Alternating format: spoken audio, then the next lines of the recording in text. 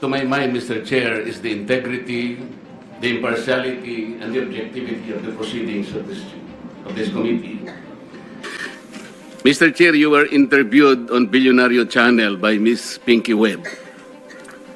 Basahin ko po, sabi niya, Senator Ping, para sa inyo, sino ba ang sabihin natin worth it or dapat na ikonsidera na state witness na ipasok man lang dito sa Witness Protection Program? And you responded, at this point between Diskaya and Bryce Hernandez, Mr. Chair, question is, does the chairman has the prerogative or the right to make judgment? No. That's my perspective, no? That's my personal opinion outside of the hearing or outside of this hall. So don't question my opinion. I am not questioning your opinion, Mr. Chair, but you are the chairman of this committee. Anyway, let's proceed with the You are not interested in the prejudicial question that I am going to raise, Mr. Chair? Go ahead, you raise your prejudicial Kaya nga sinasabi ko sa inyo eh. You're An questioning my investigator, opinion. we are investigating. Away kagad tayo rito. Mr. Chair, we are still in the Hearing is suspended. investigating.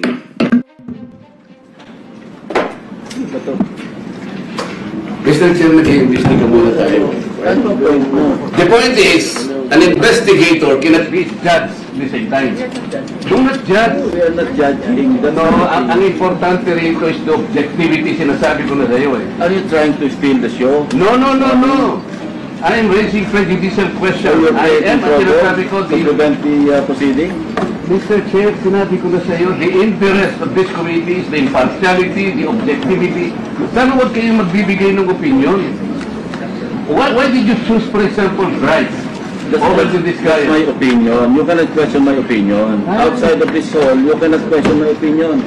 You also express your I opinion. am questioning your opinion because you are the chairman of this committee, Mr. Chair. What's your prediction? Ang mangyayari nito, so, mas credible si Bryce kaysa Diskaya. Bakit ganon? Why are we trying to prejudge this? Hindi, Mr. President, we are still in the process of investigation. If we are in the process of investigation, Why are you so then we should protective not- of the Discayas? Why are you so protective? I am not protecting them. Mabuti sinabi mo yan, Mr. Chair. Pwede ba nating i-record ito? Sa lagi nyo sinasabi, I am protective of the Discayas. When I was chairman of this committee, sinabi ko na sa inyo, the only remedy provided under the law is for them to apply if they qualify under the process of Witness Protection Program.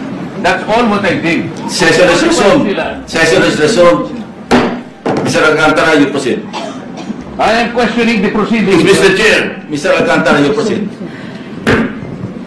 Go ahead.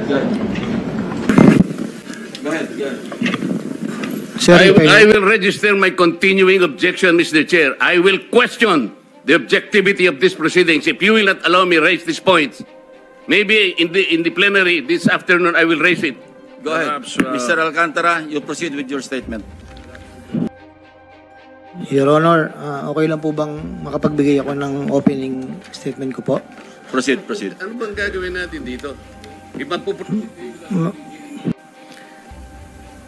Mr. Secretary, a couple of days ago, in the last hearing when you were here, we somehow settled the issue that restitution is not a requisite for an applicant to the WPP. Is that correct? It's not in the law. But sa akin ko kasi, hindi lang po batas na nagdidictate dito. It's also what is morally right, what is expected of us. Yan po kasi, kahit hindi nilagay sa batas, mga given po yan sa ating lipunan.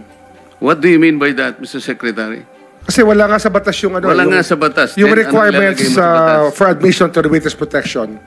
Ang restitution is not part of it. Yes, it is not. Oh, pero hindi mo nangangahulugan na hindi namin pwede i-layout yan depending on the case. Mr. Secretary, I am still in the stage where a particular applicant wishes to apply under that program. And there is a process. In the process, restitution is not one of the requisites. Is that correct? Opo, pero if it's in terms of this case being a financial crime, sir, this is a crime against the Mr. Secretary, financial status of the Filipino people of the Philippine Republic I think that it's just right. Mr. that we ask- Secretary, are you amending the provision of the No, law? sir. No, sir. But that is how we run the Witness Protection Program. As a lawyer, Mr. Secretary, may I ask you, in a criminal prosecution, the civil liability is impliedly instituted. Is that correct? Of course. Kaya nga hindi naman nangangahulugan kung sakasakali na natapos na yung criminal prosecution, kapag ka nakita na merong criminal liability yung tao, because it is impliedly implied, doon lang magkakaroon ng restitution. It will come after. Paano mo sasabihin na magre-restitute ang isang tao? Meron na bang findings kung magkano i-restitute on how it can be restituted? Nag-a-apply pa lang eh. Huwag po ninyong babaguhin ang requisite ng batas, Mr. Secretary. I thought nung dumating ka dito, nagkaintindihan na tayo eh. Kaya nabablar ang proceedings natin eh. Kaya nga kinote ni, siguro, ang chairman kanina gusto kong ituloy ito, sinabi niya, nagpa-interview siya, na goodwill and sincerity should be done para i-test. Pwede ba yung ganito? I respect your opinion, sir. But It that's is not how, my opinion, it is in the law, Mr. Secretary. Yes, sir. Yes, sir. But I am And operating... the arbiter Sir, is can I the speak, law. sir? May I speak, sir? Yes, you I'm are operating from the Senator Marcoleta, from the kindly allow vantage the point of the resource reason behind the law, sir. What is the reason behind the law? So that we can get justice, and justice can only be attained if there is restitution. So that is the principle behind all of these things that we are talking about now. Mr. Secretary, restitution will come after. It cannot be. Sir, it can cannot come before or after, sir. It can come before or You after. cite the law that it come before. Wala nga po sa batas eh. Sir, Huwag po ninyong babaguhin ang batas, Mr. Secretary. we are operating on a unique set of facts, and we are all of these matters are being evaluated because the gravity of this financial crime cannot be underestimated, and that the more assets that we're able to preserve at the outset, the better for our country, sir. Mr. Secretary, I'm very sorry for such a reasoning like that. Alam mo, nakikinig I'm very ang sorry, sir. buong bansa. Also, sir, I'm very sorry too if you do not agree with me. But I respect your opinion, sir, and we will carry out our job as we deem fit, as we see. Mr. Chair, I said that the I am country not needs. expressing an opinion here. I am articulating the provision of law. You do not change the provision of law, Mr. Secretary. You may be disbarred from doing this. Then it's your opinion, sir. It's your option, sir. Sinabi ko na nga hindi ko opinion dito. I am articulating Then it's your option, sir. the provision of It law. is what you wish to happen. That you may proceed Ikaw ang with what you nagbibigay wish. ng opinion, nilalagay mo yung restitution to test the goodwill of a possible applicant. It is not in the law.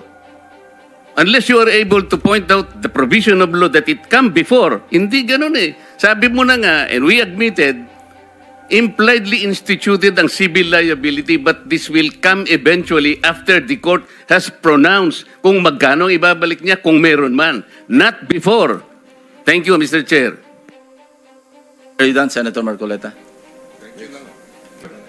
To Secretary Mulya, wala nga talaga sa batas yung bang magsoli muna ng pera para ikaw ay mapasok sa WPP.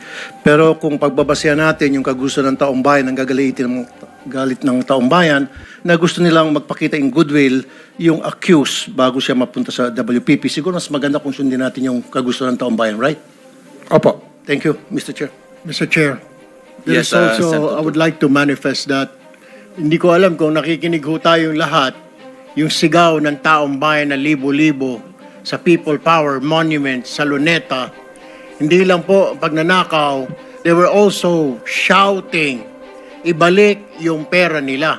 And I believe the Secretary of Justice heard that, and I believe Malacanang heard that.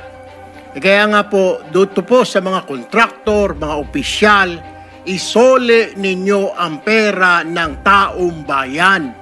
Hindi po batas ang pinag-uusapan. Wala ho tayong pakialam sa batas. Sometimes, you have to bend the law to be able to please the people. Mas mataas po ang taong bayan sa batas. Am I right, Secretary Remulla? Yes, sir. Mr. Chairman, Thank you, Mr. Chair. yung komento is, siguro kung yung Napoles cases, nauwi dun sa halip na absuelto, kulong.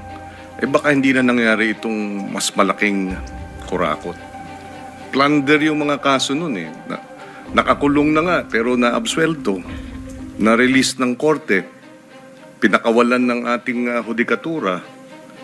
So, ang dulo nito lahat naman, hudikatura The Blue Ribbon Committee, wala pong personalan, gaya ng nabanggit ng butihing senador, wala po tayong pinangalanan.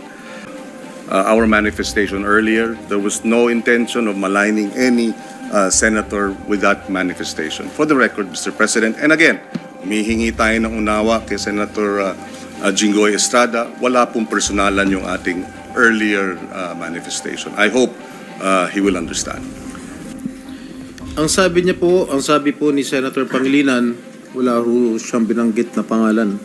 Pero napaka-obvious naman po ang kanyang sinabi kanina dun sa Blue Ribbon Committee.